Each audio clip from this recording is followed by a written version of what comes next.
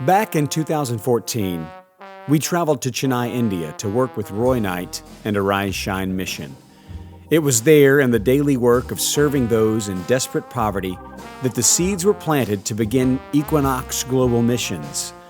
This nonprofit organization has become the very heartbeat of our purpose, which is using our music to be a blessing to people, whether around the corner or across the globe. A full decade later, in January of 2024, we returned to where it all began.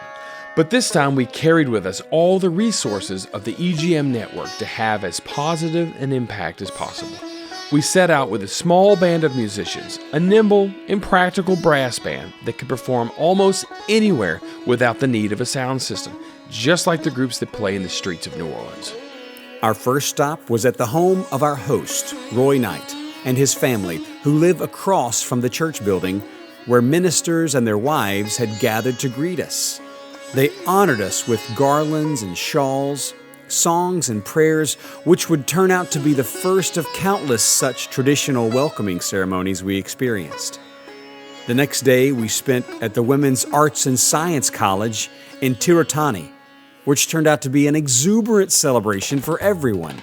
The students performed for us, and we, in turn, played for them and taught a professional development seminar. Because of the generous gifts from supporters in the United States, we were able to cover all the costs of the event, including about 1,500 meals for the students and teachers. Throughout the days that followed, we had traveled around to several impoverished areas and remote villages where we performed for Christian gatherings, some in modest buildings, others under canopies, or even in the middle of the street. Being a Christian in India means becoming an outcast, an even worse status than the lowest caste of the caste system, and thereby vulnerable to discrimination, abuse, and persecution. But the joy that we witnessed in the believers, in spite of their situation, was beyond anything we could have ever imagined. One particular gathering was an all-inclusive group of church leaders from across the spectrum of the Christian faith. Baptists, Pentecostals, Methodists, and Orthodox ministers all assembled to encourage each other in the midst of their hostile world. We led worship with them, shared words to inspire and uplift them, and again, by the overflowing grace of donors like you, we presented them, about 100 people in all, with a small gift of 500 rupees each. To us Americans, that equals about $6. But for them, that's enough to buy 4 chickens to feed their families. Near the end of our stay, we were taken to what is known as a gypsy village.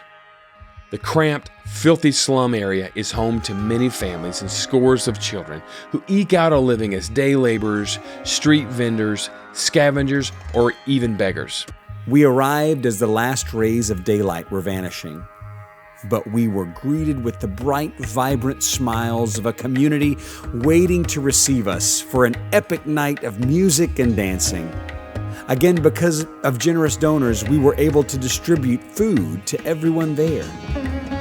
The Gypsy Village is one of the many places where Arise Shine Mission has installed a clean water well and continues an initiative called the Save Children Project to help feed and educate.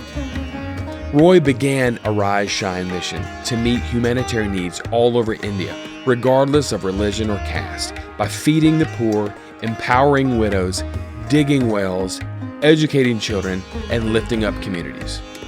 EGM was honored to join alongside Roy and his team to get a glimpse of all the good they are accomplishing.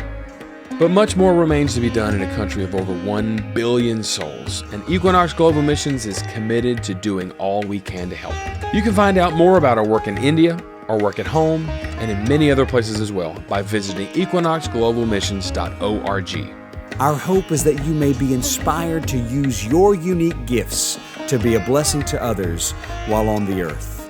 Then our living shall not be in vain.